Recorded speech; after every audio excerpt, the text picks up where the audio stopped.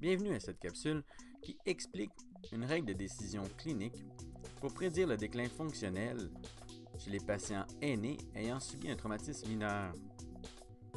Cette règle s'adresse aux professionnels de la santé œuvrant en première ligne, soit à l'urgence ou en clinique sans rendez-vous.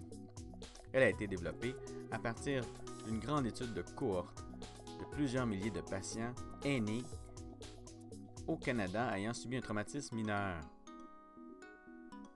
Elle sert à prédire le déclin fonctionnel dans les 3 à 6 mois suivant le traumatisme. Laissez-moi vous expliquer un peu plus en détail cette règle. Tout d'abord, elle s'adresse aux patients de 65 ans et plus, autonomes aux activités de la vie quotidienne, qui sont présentés à l'urgence pour une blessure mineure et libérés suite à leur séjour. Cette règle comporte plusieurs boîtes. Commençons par la première.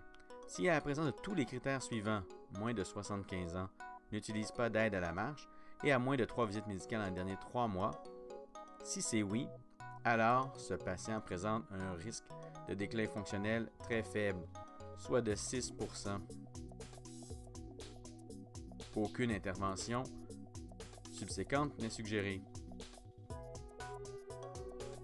Au contraire, si vous ne pouvez répondre non, alors il faut vérifier s'il y a la présence d'au moins l'un des critères suivants. Le patient sort moins de 5 fois par semaine de sa maison ou utilise parfois des aides à la marche. Si oui, alors ce patient a un déclin fonctionnel très élevé. Il y a une chance sur 3 d'avoir une atteinte dans les 3 à 6 mois suivant son congé. Des interventions particulières peuvent être nécessaires. Dans le cas négatif, il faut se poser une autre question. Y a-t-il au moins la présence d'un des critères suivants? Le patient manque d'énergie dans les 7 jours avant le traumatisme.